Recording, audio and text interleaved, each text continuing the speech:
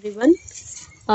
आज मैं आप लोगों के सामने एक ऐसी इंफॉर्मेशन शेयर करने आई हूँ जो शेयर करते हुए मुझे बिल्कुल अच्छा तो नहीं लग रहा है, but have to do so, क्योंकि अब जो डिसीज़न लिया जा चुका है उस पर मैं भी कुछ कर नहीं सकती हूँ। तो जैसा कि आप लोग स्क्रीन पे देख पा रहे हैं, ये स्क्रीन पे लिखा हुआ है कि हमारी असिस्टेंट प्रोफेसर की जो परीक्षा हुई थी उसको निरस्त कर दिया गया है। और ये परीक्षा मैं बात करूँ अगर तो 2025 में हुई थी और अप्रैल में हुई थी ये परीक्षा, आप सभी को पता होगा। और इसके रिज़ल्ट्स भी दे दिए गए थे। इंटरव्यू की डेट्स कब से बताई जा रही थी, आज आ रही है, कल आ रही है, बट ऐसा नहीं हुआ। खबर कुछ और ही आई कि एग्ज़ाम कैंसिल हो चुका है। और कैंसिल भी क्यों हुआ, यहाँ पे ऐसा बताया जा रहा है कि इन्होंने एग्ज़ाम को इसलिए कैंसिल किया है बिकॉज़ ये पेपर लीक हो गया था, जो कि आई डोंट थिंक कि ये फ़र्स्ट टाइम हुआ होगा।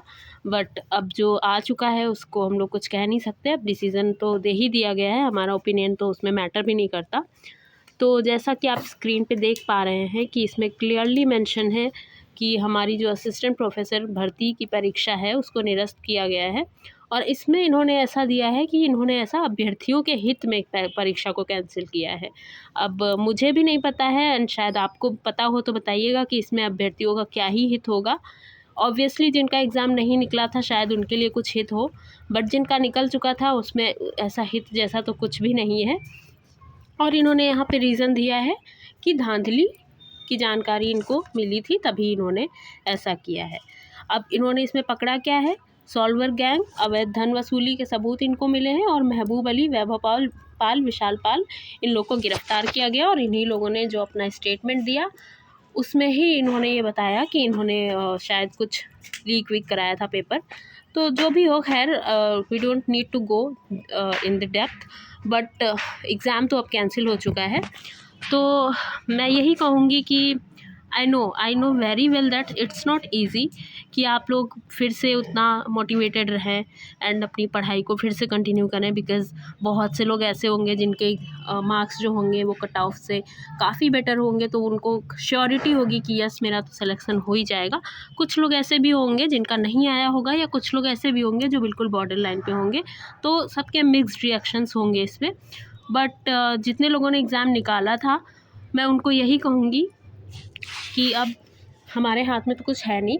आपने पेपर दिया, आपका सिलेक्शन हुआ, पेपर कैंसिल हुआ, आपके हाथ में कुछ भी नहीं था।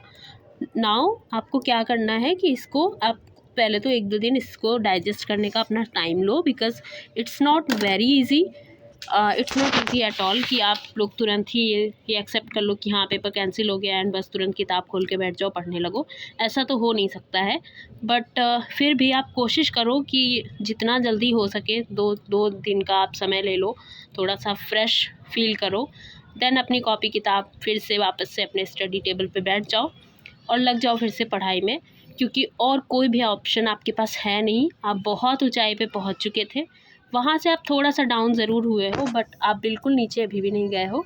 You have the best opportunity to reach the heights. अभी भी आप बहुत ऊपर जा सकते हो, बहुत कुछ कर सकते हो। सो अब कुछ नहीं कर सकते हम, तो अब आपको क्या करना है, 1-2 दिन का अपना समय लेके फिर वापस से अपनी पढ़ाई को इस तरह से शुरू करिए कि इस चीज़ को आप ऐसा करो कि कुछ दिन में आप इतना पढ़ाई कर लो कि आपको ये लगे कि हाँ ये जो भी डिसीजन आया था मैंने उसको इतना अच्छे से लिया कि मैं कुछ और अच्छा कर सकती हूँ। कुछ ऐसा करना कि जितने मार्क्स आपके आ रहे थे उससे 10+ ऊपर ही जाएँ। आप ये सोच के तैयारी करना और गॉड में भरोसा रखना। अभी भी मैं यही कहूँगी, ये नहीं है कि अब रिज़ल्ट ये कैंसिल हो गया एग्ज़ाम तो हम एकदम से डिसअपॉइंट हो जाएँ। आपको गॉड में पूरी तरह से बिलीव रखना है और आपको यही सोचना है कि मे बी जो भी हुआ है वो शायद आपके लिए बेटर हो, इसलिए हुआ होगा। आई नो ये सोचना, ये कहना मेरे लिए थोड़ा ईज़ी है, बट आपके लिए सोचना बहुत डिफ़िकल्ट है। बट फिर भी आप नेगेटिव होने के बजाय थोड़ा पॉजिटिव रहिए और ये सोचिए कि जो हुआ है उसको हम पॉजिटिवली लेंगे और इस बार हम कुछ ऐसा करेंगे कि हम टॉप में आए। हम सिर्फ मेरा नाम ना हो, हम टॉप में हो, ये सोचकर आपको पढ़ाई करनी है। और आपको ये सोचना होगा कि मेरे जितने भी मार्क्स आए थे मुझे कोई श्योरिटी नहीं थी, बट इस बार मैं ऐसा अपनी तैयारी ऐसी करूँगी या करूँगा कि उसमें मैं श्योरिटी करूँगी कि मैं टॉप 10 में तो एटलीस्ट आके रहूँगी या रहूँगा। ठीक है, तो ये सोच के अपनी पढ़ाई स्टार्ट करिए। समय को बिल्कुल भी बर्बाद मत करिए। Stay positive, stay motivated as much as you can. जो भी आपके करीब हो, आपका फैमिली मेम्बर, फ्रेंड, आप उससे थोड़ा बात करें, अपनी मन की बात बोलें। एंड देन वापस से आप पढ़ाई को स्टार्ट कर दें। There is no other option. और आपको टाइम बिल्कुल भी वेस्ट नहीं करना है, बिकॉज़ इनका कोई भरोसा नहीं है ये एग्ज़ाम कल करा दें या 2 साल बाद भी कराएं। बट आपको पढ़ाई के टच में तो रहना ही है और अपनी पढ़ाई को कंटिन्यू रखना है। तो अब आप सब कुछ भूल करके 2-4 दिन में फिर से अपनी पढ़ाई स्टार्ट करिए, और इसका कोई और उपाय है नहीं। एग्ज़ाम तो दोबारा होना ही है और आपको अपना बेस्ट देना है, और ये सोच के देना है कि ये गॉड ने सिर्फ़ और सिर्फ मेरे लिए किया है, क्योंकि शायद मैं थोड़ा पीछे रह रहा था या रह रही थी, और अब मैं आगे आके दिखाऊँगा या दिखाऊँगी। ओके, सो आई होप आप लोग को न्यूज़ तो मिल ही गई होगी। तो अब अपने अपने ओपिनियंस कमेंट सेक्शन में शेयर करिएगा कि क्या आप फील कर रहे हैं, and I will try to answer those queries. और जैसा भी आप सोच रहे हैं वो मुझे बताइएगा। फिर मिलते हैं हम आपसे नेक्स्ट वीडियो में। अगर आपको वीडियो अच्छी लगी हो तो वीडियो को लाइक करिएगा और चैनल को सब्सक्राइब करिएगा। उससे भी मोस्ट इम्पॉर्टेंट आपके लिए बस ये है कि आप लोग कमेंट सेक्शन में अपनी जितनी भी भड़ास है वो निकाल सकते हैं, ताकि वो निकले और आप वापस से दोबारा से पढ़ाई करना शुरू कर दें। Okay, all the best for the new journey. आपको फिर से एक नया बिगिनिंग से स्टार्ट करना है, और आपको फिर से मैं उम्मीद करती हूँ कि हर एक व्यक्ति जिसने एग्ज़ाम दिया था वो उससे बेहतर करे जैसा उसने पिछली परफॉर्मेंस में किया था। Thank you for watching the video. Bye bye.